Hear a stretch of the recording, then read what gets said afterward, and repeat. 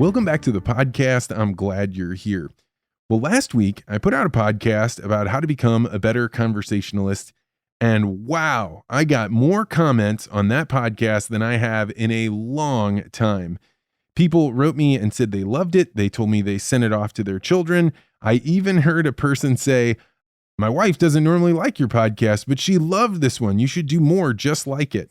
So I can take that feedback. It's good. The numbers bear it out. You loved it and you sent it to a lot of people. And that makes me feel really good. We've been kind of experimenting with different things to talk about to make the podcast as valuable as possible. I'll probably be back in the next few weeks doing interviews, but right now I am enjoying just sitting down and sharing some things I've been learning about communications. What I want to talk about this week is how to get people to talk about their feelings. Now, I'm not saying that you can just run around and ask people about their feelings, right? There's always an appropriate time and place. But the reason that I'm bringing this up is there's a lot of times in our lives when we have a person that we're encountering. It could be a stranger, somebody we've just got to work with because they're employing us for something, or it could be a loved one, a spouse, a child. And if you ask them, what is it that you're thinking about? What is it that you're feeling? They won't tell you. Now, why won't they tell you? It could be that they're trying to hide it because they don't want to bring these things up, or they'd rather move past it, or they feel as though they don't really like to talk about their feelings.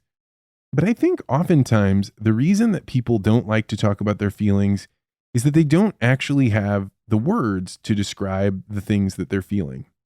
Or the things that they're feeling are nebulous and complicated, and to try and discern out those feelings, it's usually a combination of several things.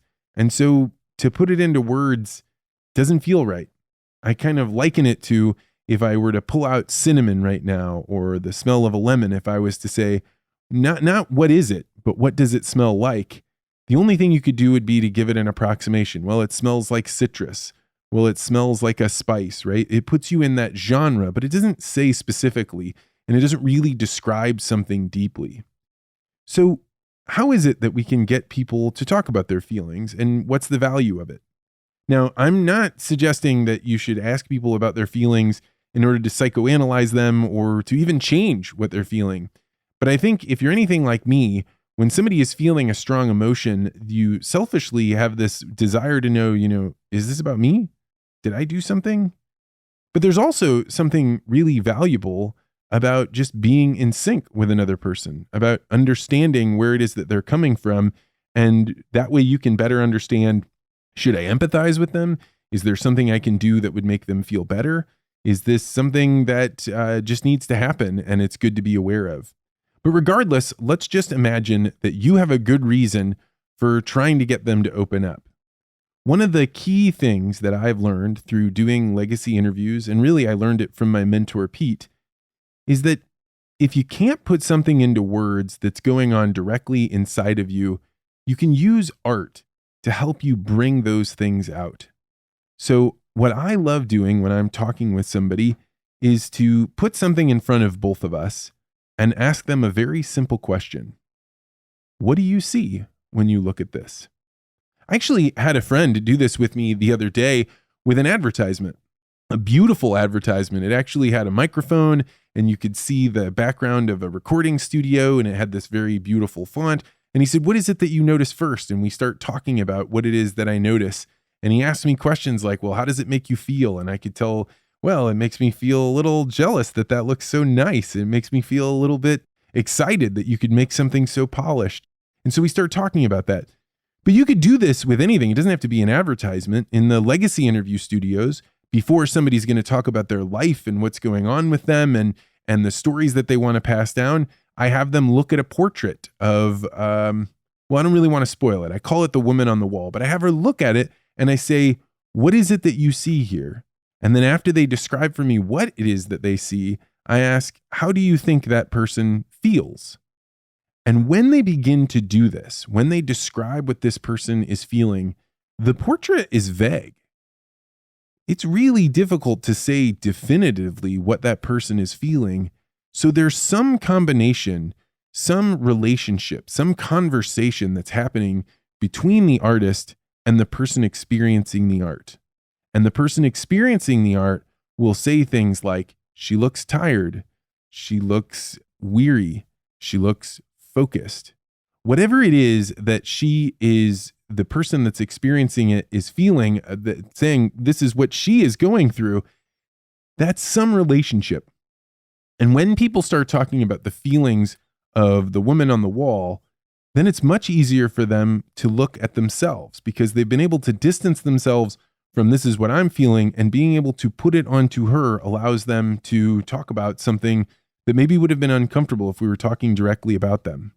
Now, art is not always a Rorschach test. This isn't a perfect synonym for if what the art is feeling is what I am feeling, but it does give you an opportunity to be able to open up conversations.